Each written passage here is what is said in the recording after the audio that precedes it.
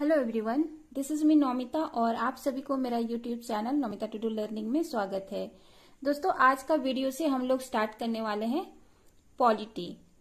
हम लोग पॉलिटी को देखेंगे और पॉलिटी में हम लोग पढ़ेंगे कॉन्स्टिट्यूशन, इंडियन कॉन्स्टिट्यूशन, और उसके अंदर में ही सब पॉलिटी, इंडियन गवर्नेंस, सब चीज हम लोग देखेंगे।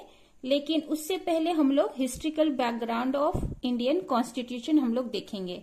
दोस्तों, कोई भी चीज रूल्स एंड रेगुलेशन बनने से पहले, कॉन्स्टिट्यूशन बनने से पहले एक हिस्ट्री होती है और किसी न किसी वजह से किसी कंट्री का या किसी ऑर्गेनाइजेशन का रूल्स एंड रेगुलेशन बनता है।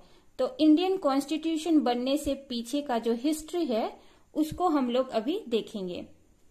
दोस्तों, 1600 में ब्रिटेन का एक कंपनी क्वीन एलिजाबेथ, ब्रिटेन उस टाइम के ब्रिटेन के जो क्वीन थी, क्वीन एलिजाबेथ वन थी।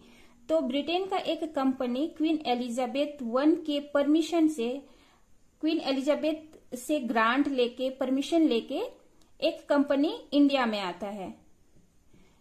1600 में एक कंपनी आता है इंडिया में, क्योंकि दोस्तों ये पूरा इंडिया, ये पूरा वर्ल्ड अगर मैप है तो यहाँ पे यूरोप पड़ता है। दोस्तों, इस जगह पे यूरोप है और इंडिया इधर है, इंडिया यहाँ पे है। तो यूरोप से इंडिया ईस्ट में है, तो इसीलिए यूरोप का जो ब्रिटेन का जो कंपनी है इंडिया में आके उसको ईस्ट इंडिया कंपनी के नाम से जाना जाता है। 1600 में British east India company Bharat आता है दोस्तों। तो ईस्ट इंडिया कंपनी जो है उसको स्टैब्लिश किया जाता है बंगाल, बॉम्बे और मद्रास में। दोस्तों, 1600 से लेकर 1765 तक ब्रिटिश ईस्ट इंडिया कंपनी जो है ये कंप्लीटली ट्रेडिंग कंपनी था, व्यापार कंपनी था और ट्रेडिंग पे ही फोकस करता था, व्यापार पे ही फोकस करता था।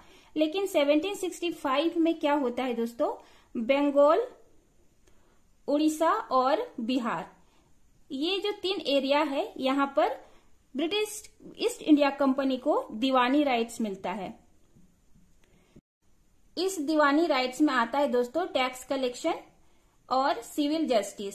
दोस्तों, ये जो दीवानी राइट्स है ये बंगाल, उड़ीसा और बिहार, ये तीन जो एरिया था उस टाइम पे, वहां पे टैक्स कलेक्ट करता था, रेवेन्यू कलेक्ट करता था और सिविल जस्टिस प्रोवाइड करता था।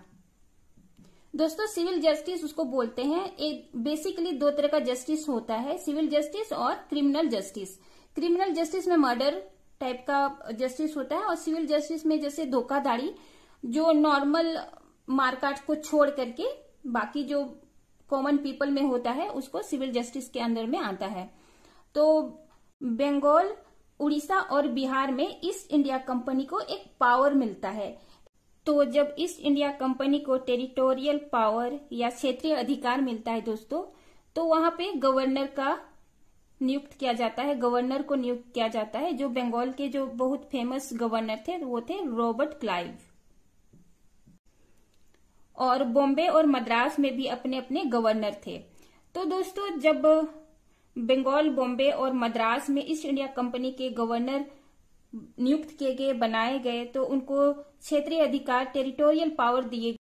और ईस्ट इंडिया कंपनी जो बंगाल, बॉम्बे और मद्रास में थे, यहाँ ब्रिटेन से गवर्नर बन के आते थे। दोस्तों, यह यहाँ कुछ समय के लिए ब्रिटेन से गवर्नर बन के आते थे, लेकिन गवर्नर का काम था, अंडर टेबल काम होता था, इलीगल ट्रेड होता था और राजाओं से ब्राइब लेते थे। बहुत तरह का इनका मतलब काला धंधा शुरू हो गया था। तो ये कुछ समय के लिए इंडिया आते, ईस्ट इंडिया कंपनी में गवर्नर बन के आते, और जब वापस जाते तो इनके पास ये बहुत धनी होके जाते। ब्रिटेन के गवर्नमेंट या ब्रिटिश गवर्नमेंट को समझ में आ गया कि ईस्ट इंडिया कंपनी का जो ट्रेडिंग काम था उसको छोड़ के ये काला धंधा करते हैं या अंडर टेबल काम होता है। तो इस चीज को रोकने के लिए दोस्तों ब्रिटिश गवर्नमेंट ने रेगुलेटिंग एक्ट को बनाया। रेगुलेटिंग एक्ट को इम्प्लीमेंट किया ईस्ट इंडिया कंपनी में, कि ईस्ट इंडिया कंपनी जो है अब ब्रिटिश गवर्नमेंट के अंडर में काम करेगा। British government rules and regulation बनाएगा और उसके अंदर में जो ईस्ट इंडिया कंपनी है इंडिया में अपना ट्रेड करेगा या इंडिया में अपना व्यापार करेगा। दोस्तों आज का वीडियो में इतना ही। अगले वीडियो में हम लोग रेगुलेटिंग एक्ट से स्टार्ट करेंगे। आगे जितने भी एक्ट्स आए हैं हमारे कॉन्स्टिट्यूशन के बनने तक, उसको हम लोग डिस्कस करेंगे, क्योंकि अगर इसी में हम लोग कंटिन्यू करेंगे तो वीडियो बहुत लंबा हो जाएगा। इसीलिए आज हम लोग जो ईस्ट इंडिया कंपनी का जो हम लोग हिस्ट्रिकल बैकग्राउंड है उसको देखे हम लोग इतना ही रखेंगे। Thanks for watching. जय हिंद।